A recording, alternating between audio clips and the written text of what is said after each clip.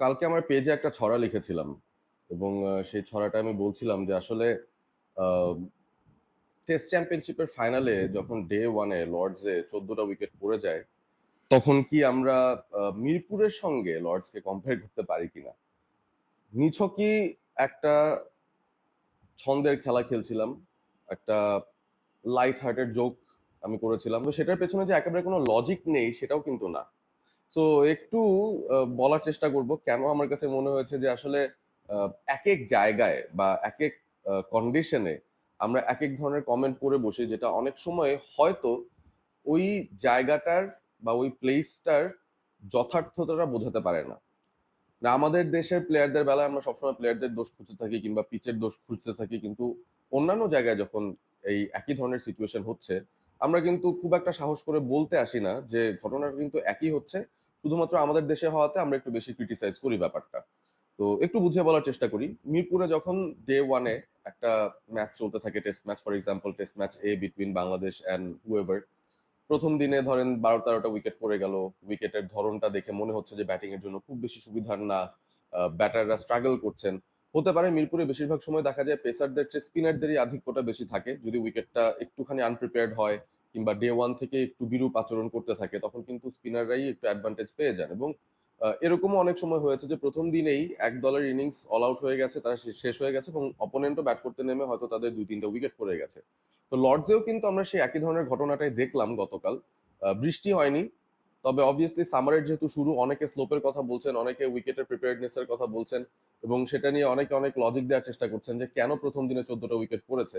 তবে এখানেও কিন্তু বোঝাই যায় যে উইকেটের ধরনটা যেমন তেমন, দলগুলো যখন খেলছে তাদের পারফরমেন্সের উপর কিন্তু অনেক কিছু ডিপেন্ড করে কে কিভাবে অ্যাডজাস্ট করতে পারছে ব্যাপারগুলোতে। অস্ট্রেলিয়ার মতো দল যারা এতটা রেজিলিয়েন্ট, সাউথ আফ্রিকার ভালো বোলিং এর এগেনস্টে তারা স্ট্রাগল করেছে, পেসের এগেনস্টে তারা স্ট্রাগল করেছে, শেষে তারা 212 রানে অল আউট হয়ে গেছে। সাউথ আফ্রিকাও ব্যাট করতে নেমে তারা কিন্তু কোনোভাবেই অ্যাটাক করারও চেষ্টা করতে পারছিল না। তাদের মাইন্ডসেটই ছিল ডিফেন্সিভ, তারা সার্ভাইভ করার চেষ্টা করছিল এবং এরই ভিতর দিয়ে তাদেরও কিন্তু 4-4টা উইকেটের পতন ঘটে গেছে। তো সবকিছু মিলিয়ে আমার কাছে মনে হয়েছে যে আমরা কি পিচটাকে দোষ দিব তাহলে লর্ডসের? আমরা কি বলবো যে মিরপুর ধানক্ষেত তাই লর্ডসও এখন ওই ধরনের আচরণ করছে? আহ, কি কারণে 14টা উইকেট পড়ে যায় একটা মাঠের মধ্যে? ক্রিকেট খেলায় এই ধরনের যেকোনো কিছু হতে পারে এবং টেস্ট ক্রিকেটের মজাটাই তো এখানে যে আপনি একটা আনপ্রেডিক্টেবল কন্ডিশন বা একটা বিরূপ পরিস্থিতির মধ্যে কিভাবে আপনি পারফর্মটা করতে পারেন। সাধারণত ক্রিকেট এই মুহূর্তে এখন পুরোপুরি ব্যাটারদের খেলাই হয়ে গেছে। আমরা যদি হোয়াইট বল ক্রিকেটের কথা বলি সেখানে কিন্তু বোলারদের জন্য কিছুই দেয়া থাকে না, উইকেটটা পুরোপুরি ব্যাটিং বান্ধব তৈরি করা হয় এবং সেই জায়গাটাতে বোলারদের তেমন কোনো অ্যাডভান্টেজও থাকে না।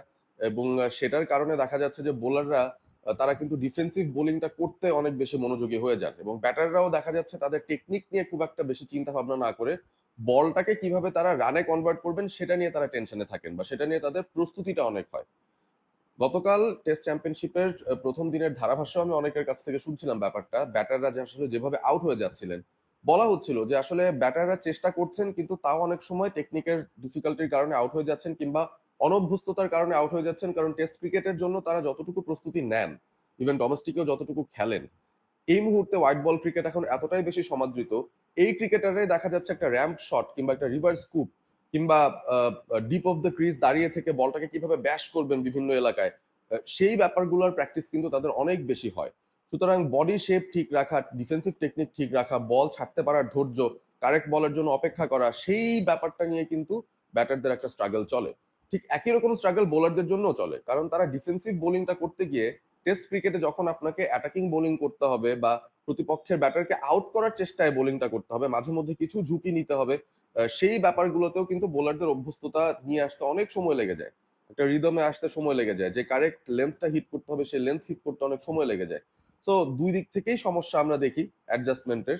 তবে দিন শেষে ব্যাপারটা এরকম যে প্রথম দিনেই যদি অনেকগুলো উইকেট পড়ে যায়, আপনি স্ট্রেট ফরওয়ার্ড আসলে পিচকে দোষ দিতে পারেন না। আপনি খেলাটা দেখলেই ভালো মতন বুঝতে পারবেন পিচের খানিকটা দায় থাকলেও এই মুহূর্তে প্লেয়ারদেরও কিন্তু অ্যাডজাস্ট করতে খানিকটা সমস্যা হচ্ছে এবং সে কারণেই অনেক সময় অনেক ধরনের এই টেন্ডেন্সিটা আমরা দেখি যে উইকেট পড়ে যাচ্ছে কিংবা প্রথম দিনে ব্যাটাররা ভালো করতে পারেননি।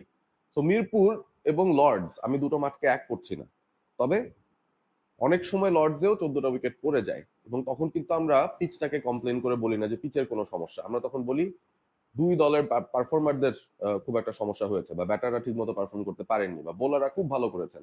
তো এই একই কথা মিরপুরের ক্ষেত্রে কেন খাটবে না? এই প্রশ্নটাই আমি রেখে যাচ্ছি আপনাদের সবার কাছে।